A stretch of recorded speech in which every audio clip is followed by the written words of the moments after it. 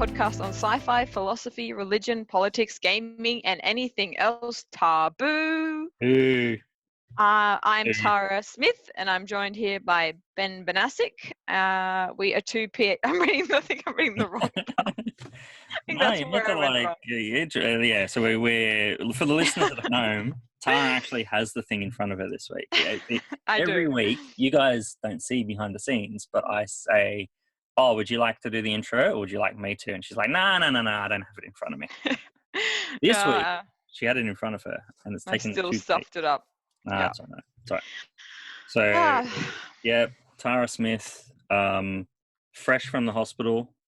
Well, I've been out for a while now, and there's only been a few side effects. Like I've got like a rash all across my body. I'm just joking. No, I'm actually fine. Tom's signing up for the COVID-19 trial on Friday, so trying a new one. Trial of the vaccine, not trial to get COVID-19. Yeah, that's right. Just how he goes. Yep. Yeah. So it's American brand, he said. So not from Wuhan, which would have been interesting for all the pandemic conspiracy theorists. Is it hydrocloxal? Hydrochloroquine. Yeah, probably. I don't know. That stuff sends me for a spin. I'm quite fascinated in the hydrochloroquine and the kind of bleach aesthetic. It's quite interesting. Just try it. It's amazing. Trump believes in it. I know. Yeah. Oh, there's some interesting stuff going around still. But anyway, how's things with you? We should do a COVID-19 conspiracy theory special. That would be quite fun. Bring it BYO best theories. Oh gosh, yeah, like we did with our students back in RLST 1002 or 1005 days. We used to I don't know. We say inside things all the time, so we should give some context. We used to give people group work, and they'd come with two weird religions, and one made up and one real, and have to present it to the class. My favorite was the religion of it was Bob Kobe. Ross? No, Kobe's religion. Yeah. So Kobe Bryant. And it was called the goat religion because he's the goat.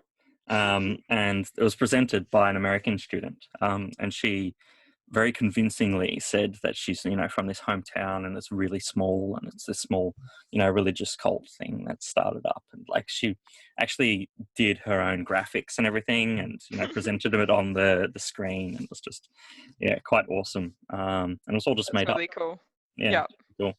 I added an extra element where I collect, how I collect religious kind of paraphernalia. So I would have them pick two from there as well. So then they had to research where these brochures and stuff are from. So I thought that always added a bit more fun. And people still collect them for me too. So I have people on the streets if they find anything fun.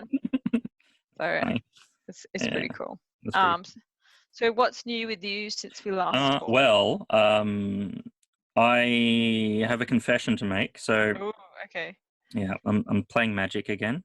Is it?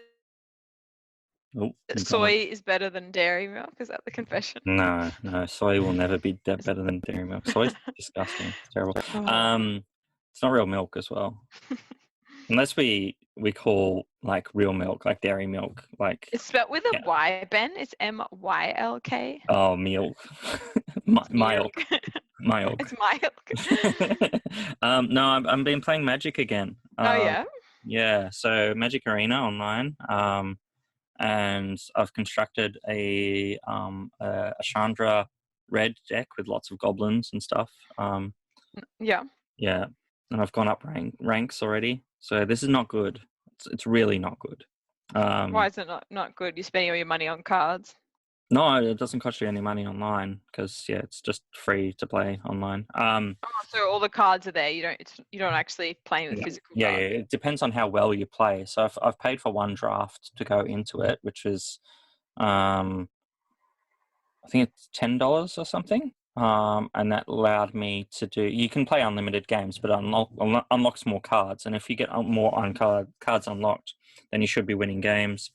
You win games, and then you get more packs to unlock. So based upon that one draft that I did, yeah, it's unlocked like a lot of stuff for me. Plus, Friday nights, everyone jumps on, and then you get heaps of different packs. So it's a replacement for Friday Night Magic in stores. So it's really big online. And for 24 hours, you can always get a Friday Night Magic game, which is pretty cool.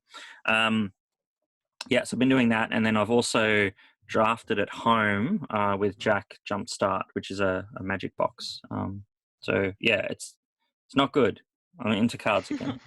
I always said that I was never going to do it with the store. Like, I was never ever going to get back into it. And through the COVID crisis, the beginning, I was like, nah, not doing it. And then bloody Wizards of the Coast released a set with Godzilla in it, and I love Godzilla, so I started collecting those Godzilla lands. Godzilla cards, and I've got the Godzilla lands coming. And now it's just downhill. So I don't think it's that unusual for someone that runs a game store that specializes in cards to also be into cards themselves. So yeah, I know, and I've always been into cards, but I've always tried to stay out of it, because you know me, so I collect a lot of video games and arcade machines and stuff. Yeah, so that, I think me and everybody that listens knows that by now. Yeah, absolutely. So I don't really need another hobby doing this stuff. But it's just easy, like sitting on the lounge and just playing a quick game for 10 minutes on my laptop. Yeah, that makes sense.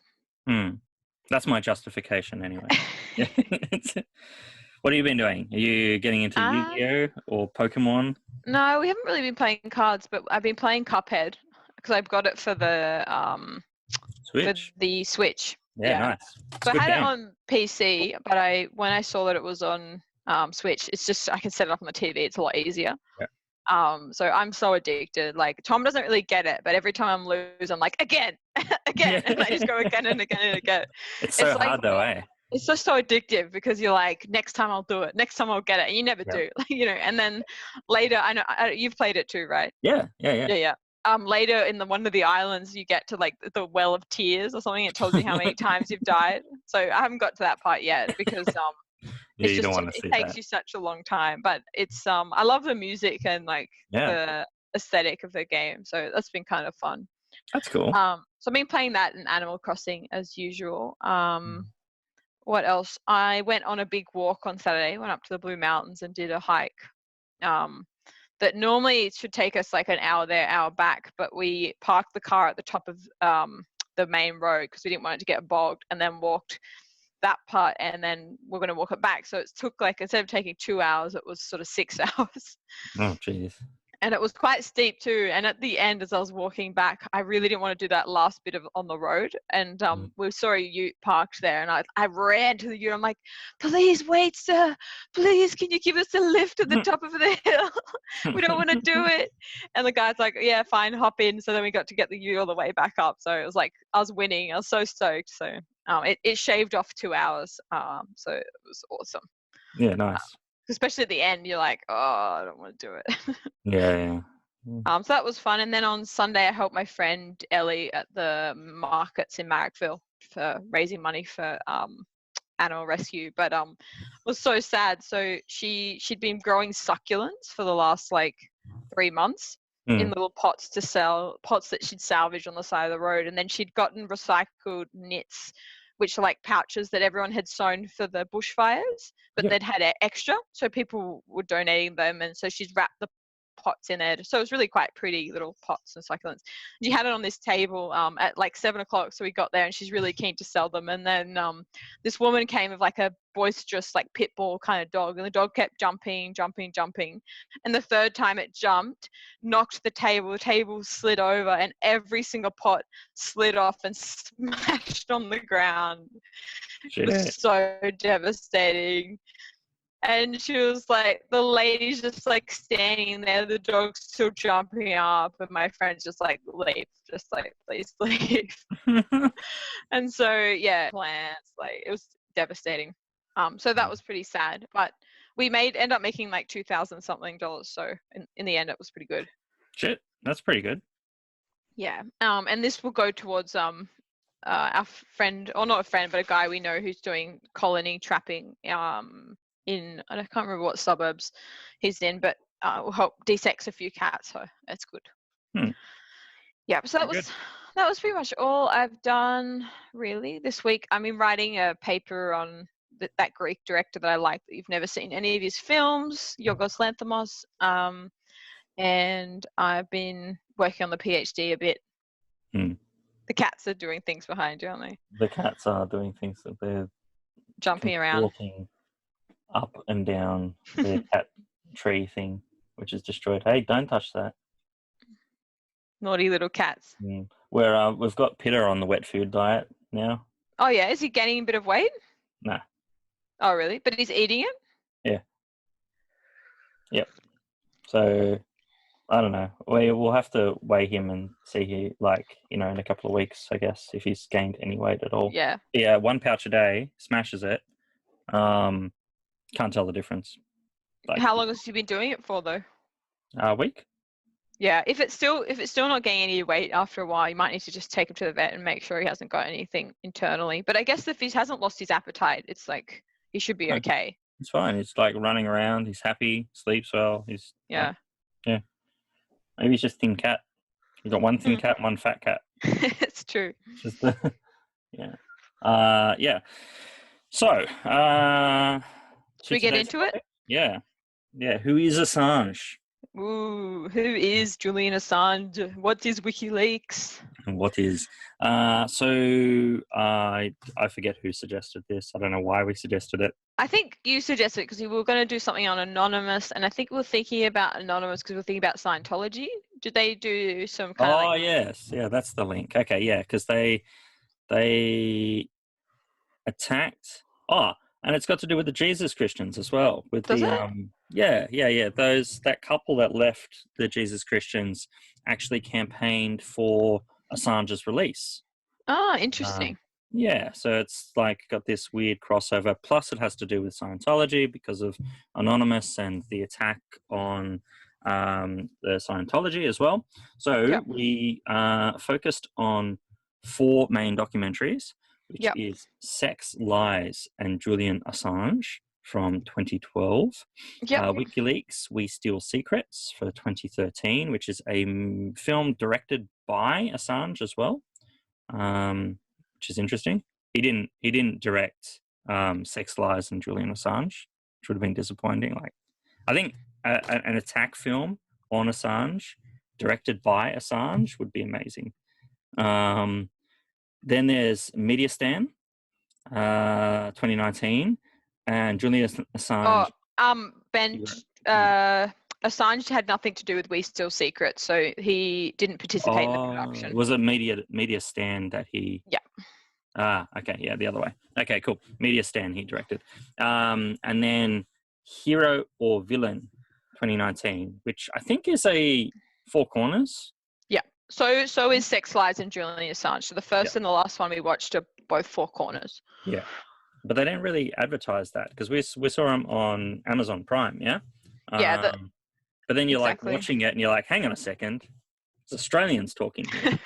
Yeah. I know that accent. So we watched them in order as well. So it's sort of, most of it was focused around 2012, 2013. It was the last one that was 2019 that was sort of a bit more contemporary with the content. So do you want to give a brief introduction on Julian Assange, Ben? Sure. So he's a dude, got white hair, he's Australian, and he's a hacker. Not very, I wouldn't say he's a hacker. He was interested in IT, interested in technology, and interested in media secrets. There was a legal case very early on where he was to get a trove of information, but the information wasn't actually sorted and he didn't really know what to do with that information. This is before WikiLeaks, and that's where he became well known amongst the hacker community. He then travels to Europe, meets a number of people, starts up a page called WikiLeaks, which was a repository of information, or a place for people to use as a repository for information. And they promised anonymity and promised to get the information out there as far-reached as possible. He then does a number of talks, I guess. So he makes himself the front face of WikiLeaks, encouraging people to drop in information. And then one Chelsea Manning, or Bradley Manning at the time, dropped the largest WikiLeaks trove of information, which was from US war documents, into WikiLeaks website. And then the rest we can go through the documentaries, because I think that's basically where everything kicks off. Yeah. He still has connection to Australia, so he still recognises his Australian citizenship. He's run for the Senate before, not successful, but he ran for the Senate, and yeah. Yeah, and he's very quite derisive, if that's the right word, or Divisive, he's divisive. That's it. Yeah. So because he has either very strong supporters or often very people that hate him a lot as well. So, and you got through these 4 documentaries, you got to see quite a range of his supporters and those that really don't like what he's done either. And in with that, you have the sex scandals and all sorts of sort of things that have happened that he's being criticized for. And I believe I tried to do a checkup to see where he is now. I think he is in prison in London, still awaiting trial, and it got prolonged. So it was due, I think, for trial or something in March this year, and it's been pushed because of COVID in September. And I think people are quite worried about him catching COVID because he has some respiratory issues, I read. So it's a bit bleak at the moment for Assange. Yeah, because he's facing charges in the UK which aren't actually linked to the sex offence charges, because it's an extradition, not an extradition order. It was an order to appear, and he dodged that order. So then the police said, well, if you're going to dodge the order, we're going to have to charge you for that. So that's what he's facing charges on. His claim is that if he faced the police, then he would be captured, and then there would be an extradition order to Sweden. And if there was an extradition order to Sweden, then there would be an extradition order to the US. As soon as he leaves the Ecuadorian embassy where he was, there was an extradition request by the US. Yeah. So, so it's sort of like 2 things running concurrently. There's the fact that Julian Assange does seem quite paranoid. So, and one of the documentaries talks about that he started off being super paranoid that people were out to get him, and did all these measures. He was very nomadic. He never stayed in the same place for very long. He was very kind of secretive, and everyone was sort of thinking he was quite paranoid. But those same skills he was able to use when shit hit the fan, so that those were actually in use. So it's difficult when you are watching these documentaries to just get a gauge of what was real and what was just Julian was afraid of, like, because he is such a strange character. So that was sort of running a thread through all 4 documentaries as well. Yeah, I think so. Okay, well, do you want to go back to Sex Lies and Julian Assange? Yeah.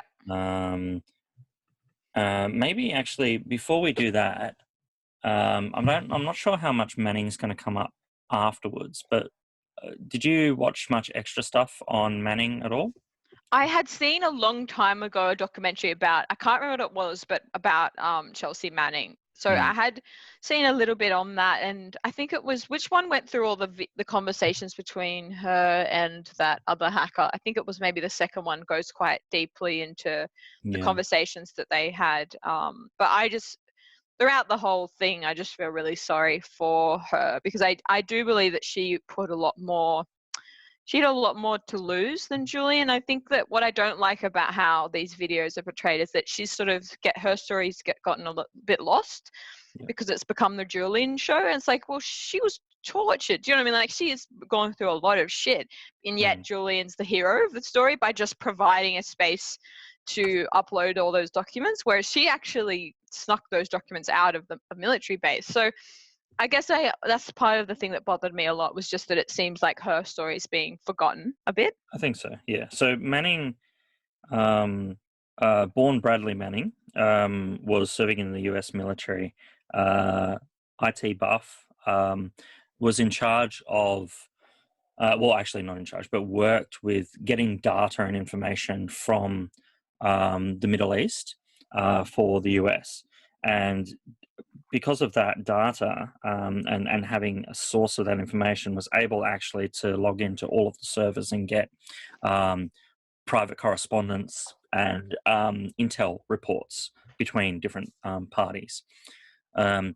He at the time ends up capturing that information and releasing it to Wikileaks. He was in conversation with another hacker on Twitter. That hacker lets their friend know, who is in the US military, that it was Manning that gave that information to Wikileaks. And then from then, Manning was put under detention, had to be naked in a room without any blankets and stand at attention naked for a long period of time. And didn't face a fair trial for quite some period. Yeah, I mean, she was in prison for like 7 years, right? And then Obama pardoned her, and then she was imprisoned again, I believe. Yeah. So after 2 years, does the gender transition, and then 4 years after that was released and pardoned by Obama. There is a court case in 2019 where Manning was asked to appear to speak against Julian Assange. Manning refuses and then was put into prison for less than a week. Yeah, I think that was in the last video that we watched too. So that talks. That was and a little snippet that was given there. Manning has run for Parliament against a governor in a very safe democratic space, so didn't get much support, but is doing it just to raise the cause of gender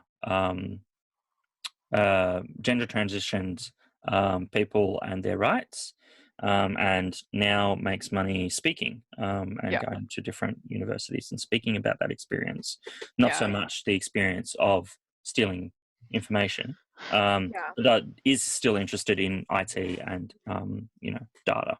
Yeah, but those conversations between her and the hacker were just devastating, because you could see her insecurities, and she was going through a massive transition between, beginning to feel like she identifies more as a woman, and to have that trust, and one, you could say rightly that why did she put all this trust in another hacker that she barely knew, right? There is that.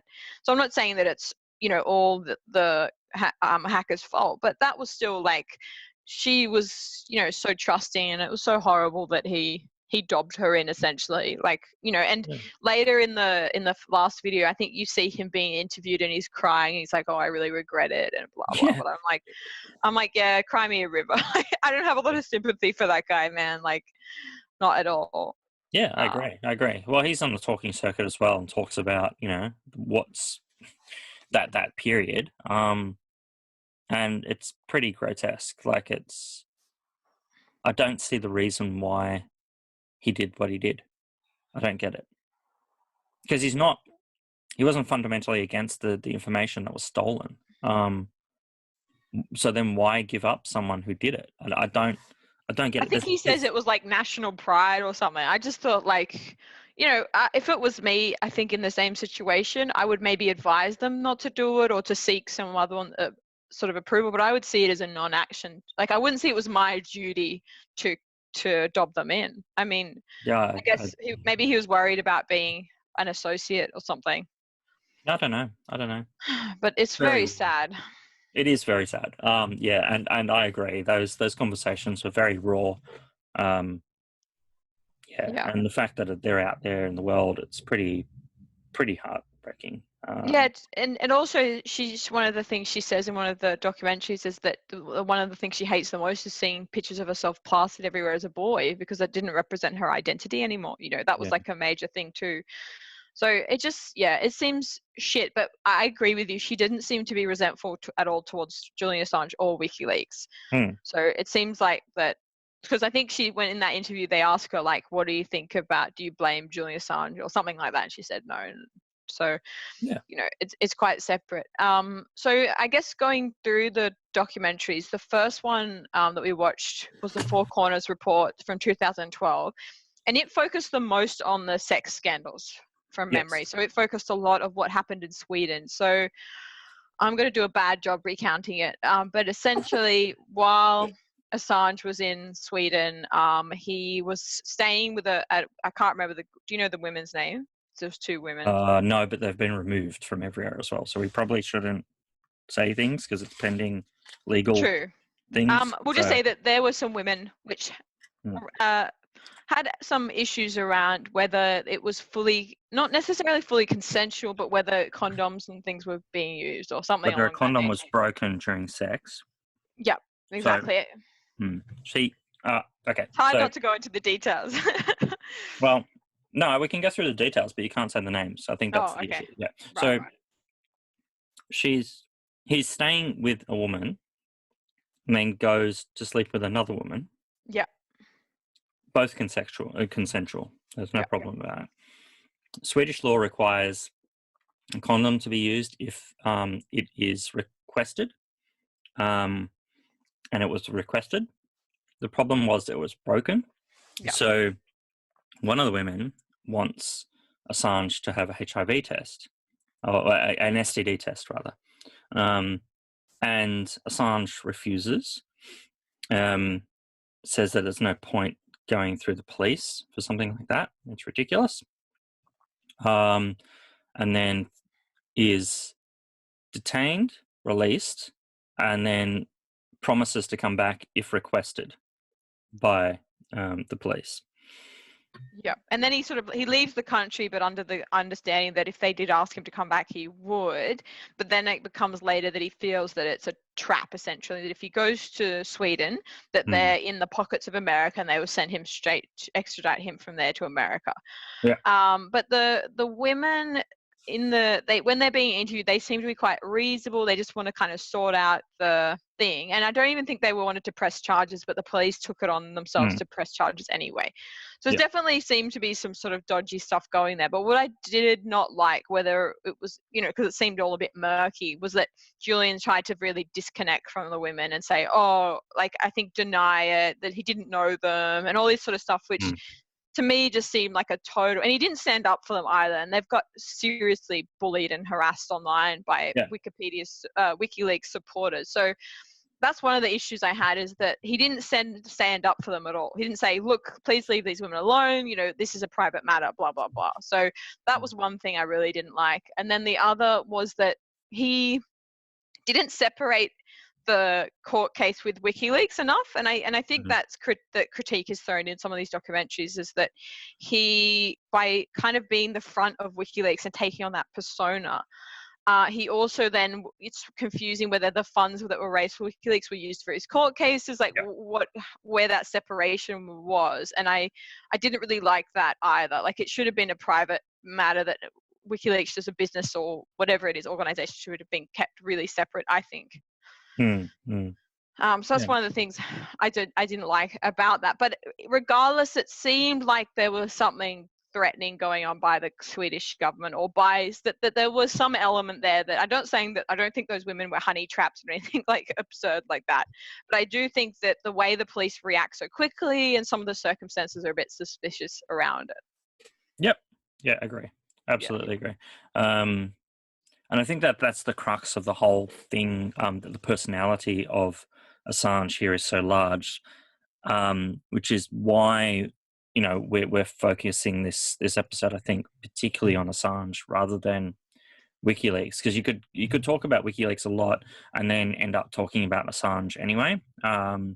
So getting to know this character and what he actually makes him tick, I think has been interesting. And I seem to get that. I'm not on the side of the hackers, but the people that were part of WikiLeaks previously that have been stepped aside or bypassed because they're not in total agreement with Assange, or they see that WikiLeaks' focus should be on something different and not Assange all the time and the court case personally. I think that there is a lot of merit to what they're saying. At least from the the information that's been presented to us by these four pieces. It was also, it's an interesting strategy of Assange to become the persona of WikiLeaks. Like, I guess he wanted to create momentum around it, like in public interest. Like, I don't know, what do you think about all that? Because he's basically become a celebrity, and to me, he seems to really enjoy it. Like, that's part of his personality, which I think is quite, he's got quite an ego on him, and you can tell, I feel like he really enjoys being in the limelight. Yeah, no, he does, definitely.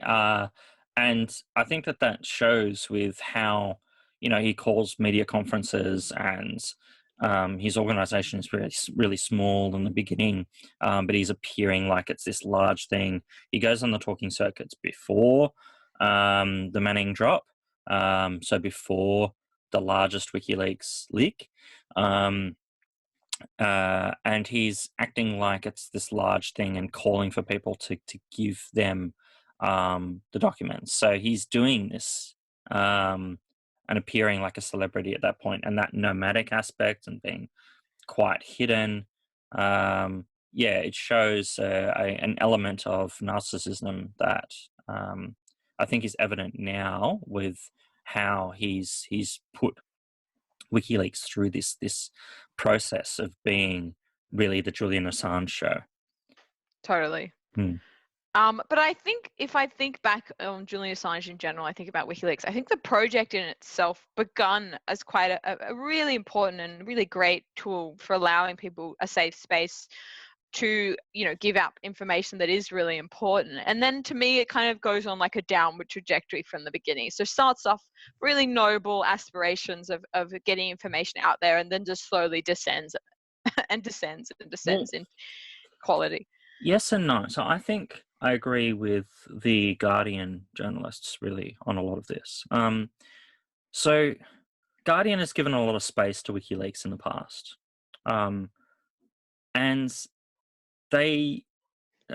so they've reported on a lot of things, but they've also redacted information like personal names, because this is about real people that are, in danger in these scenarios. And I'm not talking about US people or US military. I'm talking about individual people living in villages in war-torn countries, which are named in these documents, and then the information is just put out there. And that's where I found Mediastan the hardest documentary to watch, because I started out. Do you want to talk about Mediastan now, or do you want to talk about the other We Steal Secrets before? No, I to be honest, they're all sort of blurring my mind, so I don't mind if we just talk about them more generally. All right. Okay. So Mediastan is the story of Assange sending a group of people to go through the Stan countries, so to just get to Uzbekistan, Uzbekistan, so the stands, to try and get the information to local media sources about people that are trying to do coups or government corruption. Okay, so it starts to be quite a noble thing, yeah? You have these leaks of information that have got to WikiLeaks, and they're not sure what to do with that information, so they want people to actually put it in the local newspapers. Yeah, okay, and they it's a very homemade sort of documentary. So it was released in 2013. It's considered WikiLeaks road movie, which is like the WikiLeaks production team. Yes. And I think it's about 6 members of WikiLeaks staff traveling around Central Asia, directed by Johan Wolfstrom, probably saying that wrong, and produced by Assange. So they released this as defense against a documentary produced called The Fifth Estate, which was a sort of a Hollywood WikiLeaks film, I think quite negative towards WikiLeaks. So they kind of produced this, I think, as to kind of counteract some of the negativity. Mm-hmm. And it came out very close to We Steal Secrets, yeah? Like, is that, yeah? Same year. Yeah, okay. Sorry, I just thought I'd put in some more context. No, that's cool. So here it was also really hard to watch. I just found it really boring, to be honest. Initially that's what I was thinking. Like, it's this, road movie, whatever. It's like these people that are, hackers, or, people that are interested in, freedom of information or tearing government down, socialist, anarchist type people. And yeah, that's initially what I took out of it. But there's times when they're meeting with these journalists and the journalists of those countries, and the journalists of the countries are saying that their bosses are in the US or they're owned by US media outlets, and so they can't put the information out there. They don't want to rock the boat too much. They don't want to put out anything in particular against the presidents or leaders in their local communities, and they're just ignoring the corruption. Okay, so thought, okay, yeah, that's bad. But WikiLeaks has this information, and this is where I think the problem that I have with WikiLeaks is it's not the cause, it's the curation of the information. So if you've got information that's there in front of you, and we do this, as in Tara, you and I, we make choices on the basis of information that's put in front of us when we're constructing a academic argument, and we present that. And we make choices about what is in and what is out in order to give a clarity of argument or clarity of information. WikiLeaks created this page in saying, we're going to get your information out there. Just drop whatever you want to us. So people drop information to them, and then they want to get the full information out there, and they think that, yeah, that's going to be fine. Information can be twisted, and certain points and parts of that information should be out, and certain parts and points of that information probably shouldn't be out because it involves individuals. And also, it makes the argument or makes what the main point of dropping that information grey. It's unnecessary, and it's murky. Like, what do you need 5,000 pages of information for if the whole point of that 5,000 page document is that military leader in that country is a corrupt fuckwit and is embezzling funds? Yeah, it's putting a lot of trust on those people that you're giving them the all that files to as well. Because my understanding is that they don't really curate it at all. They actually just basically info dump and said, here is the info dump, do with it what you will. We will get you to sign this little contract that says you will try and minimize harm, blah, blah, blah. But essentially it's putting all that responsibility into these small time journalists in, Tajikistan, weird kind of, not weird, but small minority countries, to try and then decide what information they're going to release in the media, what they're going to redact, whose names they will move. It's a lot of pressure, and also in general, it's a lot of pressure. So when the first one of the first WikiLeaks was, Assange met up with all the journalists to try and think of the best way to get the information out there. So he met with, the Guardian, blah, blah, blah. So he met over a period of weeks to try and work out how, I can't remember which info dump it was. I think it was maybe one of the Afghanistan files. But there was so much data there. I think there was like millions of documents, and Assange was like, yeah, I've redacted. And in the end, he hadn't. So the media redacted, and then he just put it all on WikiLeaks anyway. So there's definitely some irresponsibility there going. Because I think if you, I can't remember the words they use, but not like a freedom, almost like an anarchist, like a, what do you call it? Like an information anarchist. Like if you believe that all information should be accessible to everybody at all times, and there should be this real transparency, I don't think that's a good enough excuse. I don't know, it's difficult, because neither do I think he has blood on his hands and all that sort of stuff. I didn't like the way that the media then turned against him. They're all happy to use his sources until they didn't want to, and then it was suddenly Assange is the devil. I didn't like that flip. It's like, you're with us when you're helping us, and then they just really distance themselves from Assange. So I didn't like that either.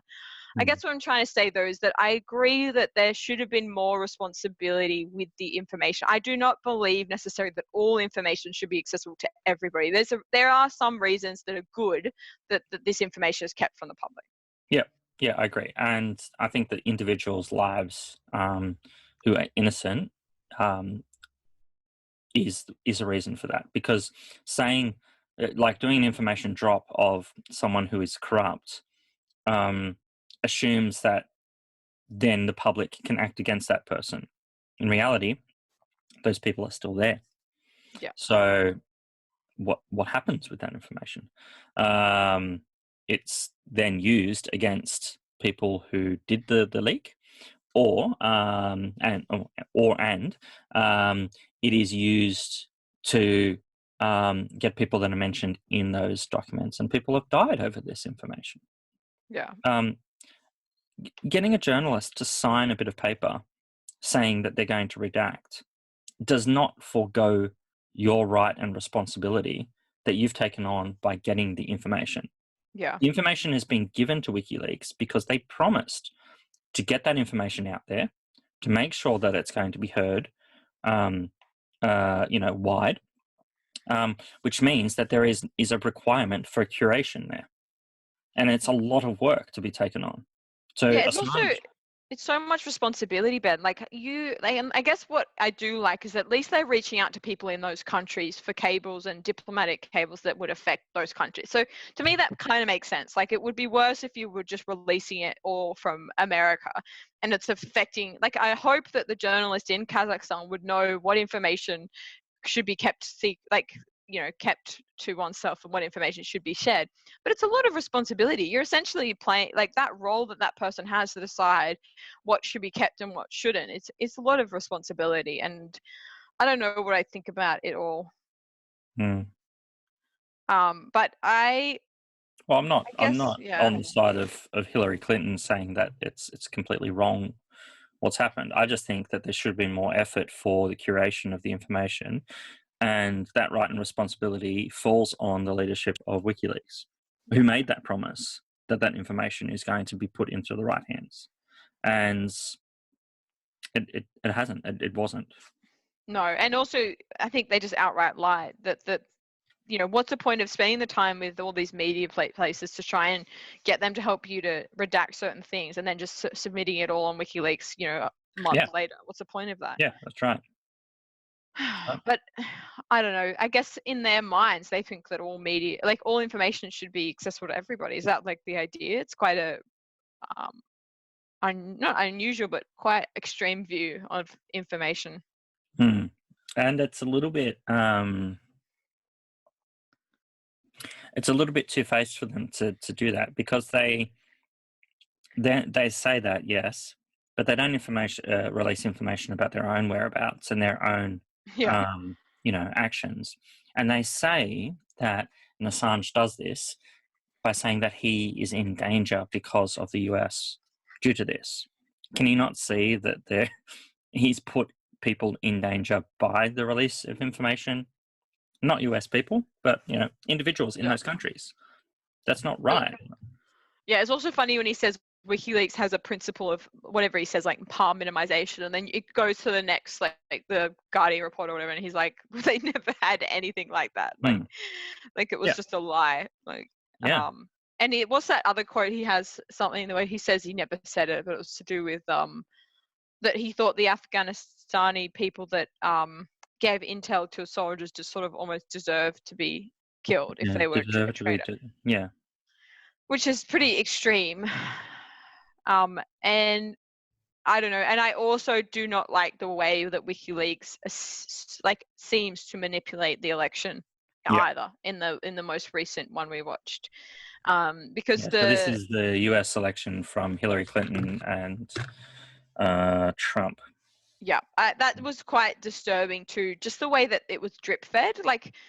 Then there's all these accusations whether Assange was working with Russia or blah blah blah. But I mean, it's not. Blind Freddy could see the fact that he was drip feeding Hillary Clinton leaks, week by week.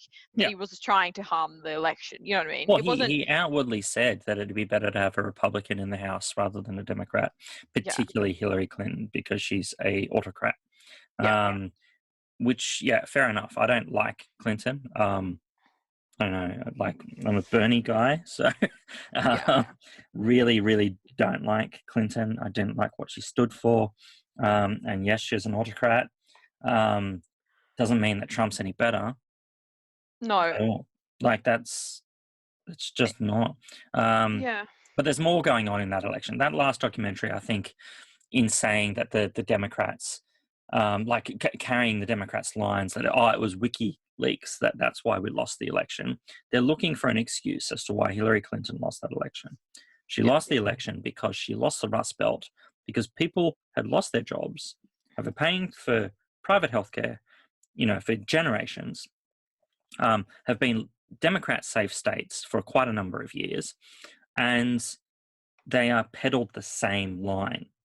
And then you get a crazy-haired fuckwit in the corner of the room, Donald Trump, who says, I'm going to make your lives better. I'm going to drain the swamp. I'm going to get rid of the corruption. I'll make it easier for you. And they took a punt on it. And that's what happened in states like Michigan, where you have, you know, Labor, as in Australia, Labor type voters or Democrat voters, turning against the Democrats because they did not want to vote for exactly the same thing. They wanted change. This is what Obama understood. He understood the element of change, and his whole election campaign was on that. Whereas Clinton came out as arrogant. You know, I'm going to be the next woman president, and you know, I am going to be doing this. And this stance and just saying, well, the election's already made. Has the decisions been made for me, and we're going to start measuring the office and choosing the carpet now, even before I've got there. Yeah. The people didn't choose that. So I think that the blame that's laid upon WikiLeaks for throwing the election, I think it's overstated. But I find it quite interesting, the connection between Russia and WikiLeaks, which is spoken about at the end, because it doesn't say that WikiLeaks is using information from Russia. It's rather saying that Russia used WikiLeaks in order to cause instability in an election. And I think that there is some merit probably to that. Yeah. I don't know. And like, I agree. I prefer Bernie over Clinton. But what I didn't like is that it sort of seems a bit hypocritical. You know, on one hand, you have all information should be out. WikiLeaks is trying to be something almost apolitical in the way that it's like this is all the information. And I feel like his hatred of Hillary, because Clinton, she was head of security or something, right? Or head of or whatever. But when she was obviously very anti-WikiLeaks, and you see all those messages of Assange being like specifically wanting things that made Clinton look bad. So just like before we were talking about that the information should be curated, I think it also should not have such a strong bias politically either. And that's what I didn't really like. I feel like it should have had dirt on Trump as well, and it should have tried to have like, you know, there's plenty of dirt on Trump. You want the peeing video in Russia? Yeah, well, but I just mean it should have been even. Being weed on by 2 prostitutes. You want to see that? Yeah, I don't want to see that. But don't you think, Ben? Like it should have just been more even and more like not with such a clear agenda. That to me just made it look weird. And then on top of that, you have him talking in that Russian talk show, which is weird. Like, you know, a country that is very opposed to freedom of speech, you know, and quite aggressive towards anyone that speaks otherwise. For him to then be on a he should speak to Kasparov. He should speak to Kasparov. Speak to the previous you know, chess champion around the world who is well known and is only protected because he is well known. The battles that he's had with the Putin administration and, you know, the former KGB agents. Talk to them.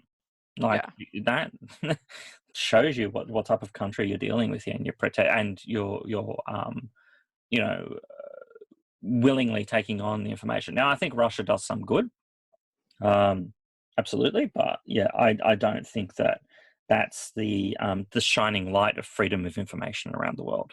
Yeah, no, and also like the dinners with Assange, like, you know, trying to raise money for his court fees. I don't know. I feel like it just all descended into some kind of weird Julian Assange show where it was his political agenda now. It's just all of him and not so much about maybe the noble beginnings of it. I don't know. I don't really know enough. I've never been a huge fan or really against Assange. I've been a bit indifferent, I think. I don't know. What do you think, Ben? No, I agree. It is very much the Assange show. So he's in jail at the moment. Yeah. I don't know. I don't know what's going to happen. No, I definitely don't think he should be put to death or anything. Like, I think that whistleblowing and revealing corruption is quite a noble thing. I don't think anybody should be put to death or anything over it. No, No, but he is an enemy of whatever laws that they've quoted in the US. They keep changing it too, right? They do, yeah, and they whatever shit they can get to stick. Yeah, absolutely. And his lawyers are asking for the Australian government to step in and protect him, provide sanctity, and that's the whole point of why he steps into the Ecuadorian embassy, because he feels like the UK isn't going to protect him based upon him being an Australian citizen, and the Australian government isn't going to protect him. So he's got no other point of call, but then steps into the Ecuadorian embassy after befriending the president of Ecuador, and then he is labelled with some level of corruption as well, which is again interesting. So yeah, he steps into that embassy and then stays there, trying to not face up to charges until Ecuador wants a relationship with America due to a change of government. And yeah, there he is pulled out of the embassy. Yeah, look, it is what it is. I think he will run his own show, and WikiLeaks has become that Assange show. What happens to the management of WikiLeaks now that he's in jail, and whether it continues on in a certain way, not sure. But I think it's been marred by a number of things. And yes, the US election is one of those things. So people of the left would think possibly that it's because of WikiLeaks that we have Donald Trump in the White House. And like I said, I think there's more to that. I think that's doesn't quite follow. I just don't see how they gain any ground from here unless they do completely. It's not a good look to milk sources though, that's for sure. And they have some of the conversations between him and the Russian hacker that was really a member of the Russian government, right? And they have conversations with him being like, have you got anything else on Hillary? Like that. And the way that he apparently did that with Manning as well, being like, do you have anything else? Or like he has that quote where he's like, I think Manning tries to stop and he sends a comment being something like, once curiosity started, it's hard to stop, or something like that. And so the idea that he's sort of milking the sources, I think, is pretty horrible as well. Like it's a big risk, and obviously it's been a huge risk for Manning. And I just think that Assange is almost like whatever kind of goal he sets, it doesn't matter who's hurt in the outcome, if that makes sense. It's very quite aggressive and not very looking at the effect that he might have or the damage he will cause, if that makes sense. That's how I feel. Yeah, I think so. That inability to see the innocence of the individual that can be damaged because of this, and claiming that narrative is actually kowtowing to the corruption of the US state. Again, it's a very limited view of the world, and viewing it from your own perspective and your own philosophy or whatever that is. It'd be interesting to see what happens to him. I hope he doesn't get corona in the prisons of you don't want anyone to suffer like that. That'd be terrible. But it's it is interesting. Sorry, no, you're right. Very cranky delivery driver because I didn't open the door immediately. I got this. Ooh. Shiny bow adapter. Nice. I should leave this actually in the podcast. I'm opening a package. Ooh, it's a unboxing video. You know what? There's a fan of these type of videos, which is Mark. Oh, I know, he loves it. Yeah, but he'll leave a long pause as well, Ben, just so that everybody can get really shitty. Can you see what this is? Oh, wow. Power adapter, yeah. And can you read what that is? Can you read that word? Yeah, it says SCART HDTV, a shiny Bose SCART. Yeah, Mark is triggered by SCART. He hates it. Oh, really? SCART in particular? SCART, yeah. He finds it useless. It should just be the Just a the company cable. or something, or? No, it's a French term, and it just means a universal adapter, basically. Oh, right. Yeah, because So does that mean we've upset Mark on two different levels? Because one, we're showing things that you can't see, and we're talking about technology that he hates. That's why I got you to do it. The mysterious world of me. I think we're pretty much done on Assange. Is there anything else you wanted to say? I want to have a look at my SCART adapter. Oh, sorry, we're still doing SCART adapter. Input is to 240 volts. That's cool. Wow. Bend those little pins, and then we'll be right. Nice. Look, Assange, yeah, I think we're done. He's in jail. Yep. And there's a pending court case with the women as well, right? That's still ongoing. Yep, that's pending, and then the US want to put him on trial. Not looking good. According to the WikiLeaks people, there's a secret trial happening in Arizona, like in the desert or something. That keep putting, like they keep trialing him for different things. Mm-hmm. It's that thing what you said at the beginning, which how much truth is there in this, and what is true and what is not true, doesn't always swallow. Like, it's very hard to follow exactly what's going on in the Assange universe. Definitely. And I think from the ones we watched, I think Mediastan's interesting if you want to see a more kind of like close-up view of WikiLeaks. But I think the WikiLeaks We Sell Secrets and then the final Four Corners, Hero or Villain, I found the most useful. I thought Sex and Lies was a good, but it just got very repetitive, Ben, and I got so sick of seeing the same footage of the soldiers shooting civilians from the plane over and over again. Oh, yeah. Just like in the last one, I was skipping it, like skip, because it's so horrible. I'm like, I've already seen it twice, and then and then a fourth time, I was like, please, like I forget what the name of that video is, but basically it's where they've shot these reporters thinking they had a gun and they just had a camera and they kill like little children, and it's just so bad. And the most heartbreaking thing about it is that van that was there, which is driving away, isn't even connected to those people at all, and it's just a dad taking his kids to school.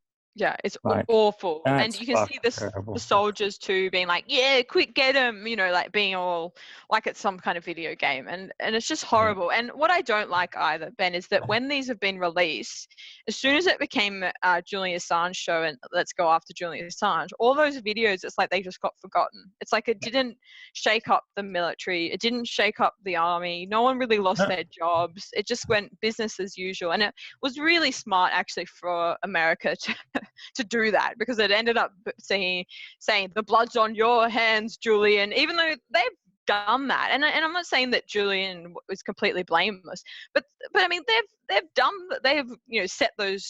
done horrible things in war, in those war settings, and it's like that's all been forgotten, and that's just such a shame, isn't it, that it wasn't about what it should have been, which was about the military mistakes and what they've done. And that's the whole thing that Daniel Berg, the guy with the glasses, the Guardian guy. No, the WikiLeaks guy, the guy that was pushed aside, made redundant or whatever. Assange says he steps him down because as a CEO or something. That's Berg's whole point, that if Assange would continue, then WikiLeaks would become the Assange show because of that court case. So deal with the court case, go in hiding, do whatever you like, but step down so that WikiLeaks won't be marred from the job that it's doing, which is so important. Yeah. And Assange didn't do that. And it turns out what Berg was saying this whole time is true. It did become the Assange show. It just seems like a shame that the trajectory just moved away from that, and I don't think just Assange is to blame. I think the American media played a big part in that, and about talking about this hypothetical blood when they had actual blood on their hands in that video, but it didn't matter. It was about the hypothetical blood that could come later, and it did. I'm not saying it didn't, but there was also blood on the hand of the military commander, the soldiers shooting the guns. Why is that being forgotten? Yep. It's just tragic. The whole thing just seems so tragic. Like that, Manning's story is tragic. That the story got hijacked by Julian Assange. Just tragic. It's just such a shame. I agree. Just in general. And I hope. Oh, I don't even know what I hope. I also think it's going to be interesting. It will be interesting if Julian Assange ends up getting charged as a journalist too. And you see that in the last video, that a lot of journalists are worried. Even people that have stood up and said that they didn't like Assange are really worried that if this sets a precedent that he can be persecuted on that. Well, hang on. So, yeah, that's... Okay, so that's the defense of WikiLeaks, that also Assange's group, that he's a journalist and he should be protected by that. Not protected as a whistleblower, but protected as a journalist. Now, because he's not a whistleblower, because he hasn't released the information. No. He pushes the information out. Is he a journalist? Is there some level of curation that's required to be a journalist? And I think there is. I don't think he's a journalist. I don't think he's a whistleblower. I don't know what he falls under, really. That's what the whole puzzling thing about it is. Like he's just an information sharer. Spreader, yeah. Like yeah. If he's a bloody journalist, what we're going to call every blogger or releaser of information a journalist on YouTube and online? Is that really where we're at? I don't know. I guess it matters what he's being charged for. Is he being charged for sharing the information? Is he being charged for and like, that's what aspect is the this is the US that they say, oh, okay, yeah, he's broken this espionage charges, espionage act of 19 whatever it is. Yeah. Like, come on, guys. Like, he released information that was secret to the US military and protected under their laws. Yeah. That information was released to him. Manning served those charges. So he was the one, she was the one that released that information and has been charged for that. What else can you claim? What else can you charge Assange for? Really? That's if you're taking away the Swedish stuff. Yeah, no. Like so you don't worry about that. So this is the US legal cases. Yeah. Well, also because we don't know who else, because they have an anonymity of the sources that are given too. We don't know who else has dumped information on WikiLeaks. So what is that? What they're after? They're after finding out where the holes are in their own sources.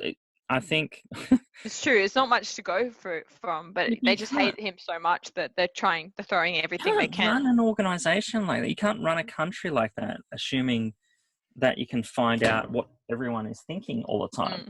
Like, I got 6 staff. I'm sure some of them have not said some very nice things sometimes about me or how I run things. I'm not going to go hunt after them and try and get rid of them. No. Or try and seek out one person to rat on those other people. You'd be paranoid about the world if you're going about that in that way. I think one of the things they're charging him on is telling Chelsea how to hack into one of the military firewalls or something, about how to crack a password. I think that's something that they're kind of trying to hold on to, like the actual kind of hacking aspect, maybe. I don't know. But Chelsea found out that information from another hacker. Yeah, well, it's all very interesting, and also there's a bit of a difference between. I felt like one of the documentaries, I think it was one of the later ones, was trying to blame Assange in totally misleading Manning, and then another one really dismissed his role in it, said he had hardly any role, and that he actually told Manning, lie to me, being like tell me lies because I don't want to know your source. I thought that was quite an interesting contrast. Like, one was really overplaying Assange's role in Manning releasing it, and then the other one was totally downplaying it and basically saying it was all the hacker that dropped him in. So that was quite interesting variation between the two. Yeah, I agree. But yeah, I guess we'll just see what happens. I agree with you though, Ben. There's not a lot to really charge him with. I think they just hate him, and that will do anything possible to send a precedent that you go after the states and you're in trouble, kind of thing. Yeah. But I also don't think that he's a Christ-like figure, and we should all go out to the streets and demand freedom for someone No, I think we should do that for Manning. I think she's the one we should be protesting for. Yeah. Because also there was hardly any security on a lot of that stuff too. She was saying that she could just bring in CDs of Rihanna and just copy so much information. Yeah, absolutely. So, yeah. And Manning is free now, so. Oh, she's not. Yeah. No, she got imprisoned again after she was released. Remember? No, she's out. Is she? It was only for a week.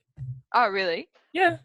I'll double check just to do a fact check. Otherwise, we'll get Mark or Tom saying. Yeah. Okay. Oh, that's good. I'm glad to hear that she's released because. Yeah, it was like a week or something. And it was not. It was for not appearing. Yeah, from May 9th to 16th, so not even a week. Jailed in for contempt of court in a detention center in Alexandria, Virginia, and accrued a civil fine of $256,000 for failing to testify in front of a grand jury investigating WikiLeaks. Interesting. So she refused to testify against him. Yeah, that's a lot of money. $260,000. I don't think so in that circle. She just called for people. Couldn't she have testified and just said on the stand that she didn't think there was anything wrong with WikiLeaks or something like that? I think that her view of the US legal system and military is pretty fair enough. Anyway, I think the documentaries were good. I thought it was an interesting topic, and we definitely hit our politics of our intro, which we don't always do very often. No, we don't. So we'll see what people think. Please write us a review, please, everybody. I've been told that we need to plug it. Doing this, review us on all of the things. On all of the things, like glowing reviews, that'd be awesome. Yeah, I don't know how do you review? Did we ever figure out how to check the reviews? I think we have like one review on iCloud, the Apple. I think the Apple app allows you to review. I don't think Spotify does. But anyway, whatever you're listening to us on that platform, please write us a review on that. Yeah. And even if it's not able to do that, just go to that Medium's Facebook page or website and just write them a message and tell them that they're cool. Because that's just as good. Totally. And I think that's it. And we'll chat with you guys in a couple of weeks. Thanks for listening. Thank you. Bye. Bye.